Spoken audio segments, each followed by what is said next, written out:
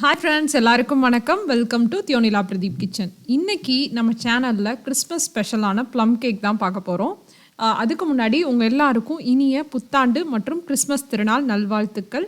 என்னடா கிறிஸ்மஸே முடிஞ்சிடுச்சு, இவ்வளோ லேட்டாக ப்ளம் கேக் ரெசிபி போஸ்ட் பண்ணுறேன்னு தானே நினைக்கிறீங்க? முன்னாடியே போஸ்ட் பண்ணணும்னு நினச்சேங்க. பட் கிறிஸ்மஸ்னால கொஞ்சம் பிஸியாக போயிட்டு இருந்துச்சு, அதனால் அப்போ போஸ்ட் பண்ண முடியல. பரவாயில்ல, கிறிஸ்மஸ் ஸ்பெஷலான ப்ளம் கேக்கு கிறிஸ்மஸ் அன்றைக்கி தான் செய்யணும்னு இல்லை, எந்த டேயில் வேணாலும் நீங்கள் செஞ்சு பார்க்கலாம். ரொம்ப டேஸ்ட்டாக இருக்கும். அதுக்கு முக்கியமானது என்னென்னு பார்த்தீங்கன்னா பிளாக் ரைசின்ஸ், அதாவது கருப்பு திராட்சை தான் வந்து ப்ளம் கேக்குக்கே வந்து டேஸ்ட் கொடுக்கும். அது வந்து பார்த்திங்கன்னா நான் 2 கப் அளவு கருப்பு திராட்சை எடுத்திருக்கேன். கோல்டு கலரில் இருக்கும் இல்லையா, அந்த திராட்சை வந்து பார்த்திங்கன்னா 1/4 கப், கிஸ்மிஸ் பழம்னு சொல்லுவோம் இல்லையா, அது வந்து ஒரு 1/4 கப் எடுத்திருக்கேன்.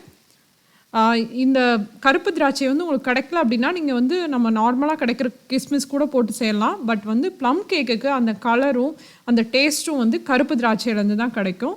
அடுத்து நட்ஸு, மிக்ஸ்டு நட்ஸாக சேர்த்து ஒரு 1/4 கப் அளவு எடுத்திருக்கேன். நான் வந்து முந்திரி பருப்பும் பிஸ்தாவும் எடுத்திருக்கேன். உங்கள்கிட்ட எந்த நட்ஸ் கிடைக்குதோ நீங்கள் அதை எடுத்துக்கலாம். பாதாம் கூட சேர்த்துக்கலாம், பொடி பொடியாக நறுக்கி சேர்த்துக்கோங்க.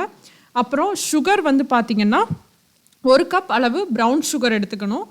நான் வந்து ரொம்ப ஸ்வீட் வேணாம் அப்படின்றனால ஒரு 3/4 கப் இருக்க மாதிரி ப்ரௌன் சுகர் எடுத்திருக்கேன். உங்கள்கிட்ட இல்லைன்னா நீங்கள் ஒயிட் சுகர் கூட சேர்த்துக்கலாம். அப்புறம் ஒரு 1/4 கப் அளவு பட்டர், இதுக்கு பதிலாக நீங்கள் எண்ணெய் கூட எடுத்துக்கலாம். ஆனால் பட்டர் வந்து டேஸ்ட் வந்து கொஞ்சம் அதிகமாக இருக்கும் அப்படின்றனால நான் ஒரு 1/4 கப் அளவு பட்டர் எடுத்திருக்கேன். அப்புறம் 1 டீஸ்பூன் அளவு பட்டையோட பொடி இது சேர்த்துருக்கேன். பட்டையோட பொடி வந்து பார்த்திங்கன்னா ப்ளம் கேக்குக்கு நல்ல ஒரு ஃப்ளேவர் கொடுக்குங்க, நீங்கள் கண்டிப்பாக சேர்த்துக்கோங்க. அப்புறம் 1 இன்ச் அளவு இஞ்சி, ஒரே ஒரு கிராம்பு, இது ரெண்டையும் நல்லா வந்து அந்த இடிக்கிறதுல இடித்து அதை சேர்த்துருக்கேன். இதுக்கு பதிலாக பார்த்தீங்கன்னா இஞ்சி தூள் கூட சேர்த்துக்குவாங்க, அதாவது சுக்கு பொடி இருந்துச்சுன்னா நீங்கள் அது கூட சேர்த்துக்கலாம். அப்புறம் கொஞ்சமாக ஒரு பிஞ்ச் அளவு உப்பு, ஒரு 5லேருந்து 6 டேட்ஸை வந்து குட்டி குட்டியாக நறுக்கி வச்சுருக்கேன். கொஞ்சம் சாஃப்டாக இருக்கும் இல்லையா, அந்த மாதிரி டேட்ஸாக வந்து எடுத்துக்கோங்க. உங்கள்கிட்ட வந்து இப்போ டேட்ஸ் இல்லை அப்படின்னா நீங்கள் ஸ்கிப் கூட பண்ணிக்கலாம். அதே மாதிரி உங்கள்கிட்ட வந்து இப்போ ப்ரூன்ஸ் இருக்குது, இந்த மாதிரி வேறு ஏதாச்சும் அத்திப்பழம் இருக்குல்ல, ஃபிக் அது இருக்குது, அதுனா கூட அதை ஒரு 4-5 எடுத்து அதை குட்டி குட்டியாக நீங்கள் சாப் பண்ணி கூட போட்டுக்கலாம். எந்த விதமான ட்ரை ஃப்ரூட்ஸ் இருந்துச்சுனாலும் நீங்கள் சேர்த்துக்கலாம். அதுக்கப்புறம் 1 டீஸ்பூன் அளவு வெனிலா எக்ஸ்ட்ராக்ட் வந்து சேர்த்துக்கிறேன். அடுத்து இனிமே தான் மெயினான இன்க்ரீடியன்ட்ஸ் எல்லாமே சேர்க்க போகிறோம். ஆரஞ்சு ஜூஸ் இருக்கு இல்லையா, அது வந்து எடுத்து வச்சுருக்கேன். 1 கப் அளவு தண்ணி, அது வந்து நீங்கள் எப்படி வேணாலும் சேர்த்துக்கலாம். ஃபுல்லாகவே ஆரஞ்சு ஜூஸ் சேர்க்குறதுனால சேர்க்கலாம், இல்லை பாதி ஆரஞ்சு ஜூஸ் பாதி தண்ணி இந்த மாதிரி கூட சேர்த்துக்கலாம். ஆனால் மொத்தம் 1 கப் அளவு லிக்விட் எடுத்துக்கணும். அதுக்கு பதிலாக நான் வந்து ஒரு ஆரஞ்சை புழிஞ்சு வச்சுருக்கேன். அது கூட வந்து 1 கப்பு நிறையிற அளவுக்கு தண்ணி சேர்த்து இதோடு சேர்த்து நல்லா மிக்ஸ் பண்ணிக்க போகிறேன். இந்த பட்டர்லாம் லைட்டாக கரைஞ்சதுக்கப்புறமா நம்ம ப்ளம் கேக்குக்கு ரொம்ப ரொம்ப ஃப்ளேவர் தரக்கூடிய 2 முக்கியமான இன்க்ரீடியண்ட்டை வந்து நம்ம சேர்த்துக்க போகிறோம். இது சேர்த்துங்க அப்படின்னா நிறைய பேருக்கு இந்த மெத்தட், அதாவது இந்த 2 இன்க்ரீடியண்ட் வந்து தெரியாமல் கூட இருக்கலாம், நிறைய பேருக்கு தெரிஞ்சும் இருக்கலாம். ஆனால் வந்து மோஸ்ட்லி வந்து கடைகள்ல எல்லாம் இந்த 2 இன்க்ரீடியண்ட் கண்டிப்பாக சேர்ப்பாங்க. அது என்னன்னு பார்த்தீங்கன்னா 1 டேபிள் ஸ்பூன் அளவு கொக்கோ பவுடர், அப்புறம் 1 டேபிள் ஸ்பூன் அளவு மிக்ஸ்டு ஃப்ரூட் ஜாம் எடுத்துக்கலாம். அப்படி இல்லைன்னா ஸ்ட்ராபெரி ஜாம் கூட எடுத்துக்கலாம். ஸ்ட்ராபெரி ஃப்ளேவர்லாம் அதிகமாக வராது, பட் வந்து ப்ளம் கேக்குக்கு ரொம்ப நல்ல டேஸ்ட்டை கொடுக்கும். இந்த கொக்கோ பவுடர் சேர்க்குறனால என்ன ஆகும்னா நல்ல ப்ளம் கேக்குக்கு அந்த ப்ரௌன் கலர் இருக்கு இல்லையா, அது ரொம்ப அழகாக கிடைக்கும். ஜாம் வந்து நல்லா அந்த ஃப்ரூட்டி ஃப்ளேவரை வந்து இன்க்ரீஸ் பண்ணி கொடுக்கும். இது எல்லாத்தையும் சேர்த்துட்டு மிக்ஸ் பண்ணிவிட்டு ஒரு 2 நிமிஷம் நல்லா தளதளன்னு கொதிச்சா போதும், நம்ம ஆஃப் பண்ணிடலாம். இந்த கேக் வந்து பார்த்திங்கன்னா சோக் பண்ண தேவையில்லை, இன்ஸ்டண்ட்டாகவே பண்ணக்கூடிய ப்ளம் கேக்கு. ஸோ நீங்கள் இந்த இதை நல்லா ஆற வச்சு எடுத்துக்கோங்க. நல்லா ஒரு 1 மணி நேரம் நல்லா ஆறட்டும். ஆறுனதுக்கப்புறமா நம்ம அடுத்த இன்க்ரீடியன்ட்ஸ்லாம் மிக்ஸ் பண்ணலாம். அடுத்து ஒரு மிக்சிங் பவுலில் 2 முட்டை அளவுக்கு நம்ம சேர்த்துக்க போகிறோம். இந்த முட்டை வந்து பார்த்திங்க அப்படின்னா ரூம் டெம்பரேச்சரில் இருக்கணும். ஃப்ரிட்ஜில் நீங்கள் வச்சுருந்தீங்க அப்படின்னா ஒரு மணி நேரத்துக்கு முன்னாடியோ 2 மணி நேரத்துக்கு முன்னாடியோ எடுத்து வெளியில் வச்சுக்கோங்க. வச்சுட்டு இந்த முட்டையை நல்லா பீட் பண்ணிக்கோங்க. நான் வந்து பீட்டர் யூஸ் பண்ணி பண்ணுறேன், நீங்கள் கையிலே கூட நல்லா பீட் பண்ணிக்கலாம். முட்டையும் வந்து ரூம் டெம்பரேச்சரில் இருக்கணும். அதே மாதிரி நம்ம முன்னாடியே வந்து அந்த நட்ஸு ட்ரை ஃப்ரூட்ஸ்லாம் போட்டு வச்சுருந்தோம் இல்லையா, அந்த மிக்ஸும் வந்து பார்த்திங்கன்னா ரூம் டெம்பரேச்சரில் இருக்கணும். அது வந்து சூடாக இருந்துச்சு அப்படின்னா நீங்கள் முட்டையோட சேர்த்துக்கிறப்ப என்ன ஆகும்னா முட்டை வந்து வெந்து ஒரு மாதிரி திரளாக ஆகிரும். அதனால வந்து நல்லா ஆற வச்சதுக்கப்புறமா அதை முட்டையோடு சேர்த்துக்கோங்க. சேர்த்துட்டு இதையும் வந்து திரும்ப கொஞ்சம் நல்லா பீட் பண்ணிக்கோங்க. நல்லா வந்து நான் முட்டையோட மிக்ஸ் ஆகணும் அப்படின்றதுக்காக தான் இந்த ஹேண்ட் விஸ்க் வச்சு நான் நல்லா பீட் பண்ணுறேன். நீங்கள் கையிலே பீட் பண்ணிங்கன்னா நல்லா முட்டையும் அந்த ட்ரை ஃப்ரூட்ஸ்லாம் நல்லா மிக்ஸ் ஆகிற மாதிரி மிக்ஸ் பண்ணி விட்டுக்கோங்க. இதுக்கப்புறம் வந்து பார்த்திங்கன்னா நம்ம ஹேண்ட் விஸ்க் வந்து யூஸ் பண்ணவே கூடாது. ஒரு ஸ்பேச்சுலா வச்சு தான் வந்து நம்ம மாவு எல்லாத்தையுமே உள்ளே ஃபோல்ட் பண்ண போகிறோம். இதை வந்து கட் அண்ட் ஃபோல்ட் மெத்தடில் மாவெல்லாம் ஜென்டிலாக தான் நம்ம சேர்க்கணும். அதுக்கு முன்னாடி ஒரு சல்லடை, அதாவது சீவ் வச்சுக்கோங்க. அதில் 1.5 கப் அளவு மைதா மாவு, அப்படி இல்லைன்னா 1.5 கப் அளவு கோதுமை மாவு கூட நீங்கள் எடுத்துக்கலாம். நான் ஏற்கனவே கோதுமை மாவு ப்ளம் கேக் கூட நான் பண்ணியிருக்கேன். வீட்டில் நமக்கு பண்ணுறப்ப நான் கோதுமை மாவு தான் பண்ணுவேன். ஃப்ரெண்ட்ஸ்க்கெலாம் கொடுக்குறப்ப டேஸ்ட் கொஞ்சம் இன்னும் நல்லா இருக்கணும் அப்படின்றதுக்காக நான் வந்து மைதா மாவு யூஸ் பண்ணுவேன். அது கூடவே என்ன பண்ணியிருக்கேன் அப்படின்னா பேக்கிங் சோடா வந்து 1 டீஸ்பூன் அளவு சேர்த்துருக்கேன். சேர்த்துட்டு நம்ம உப்பு வந்து ஏற்கனவே சேர்த்துட்டோம், அதனால் இப்போ சேர்க்க தேவையில்லை.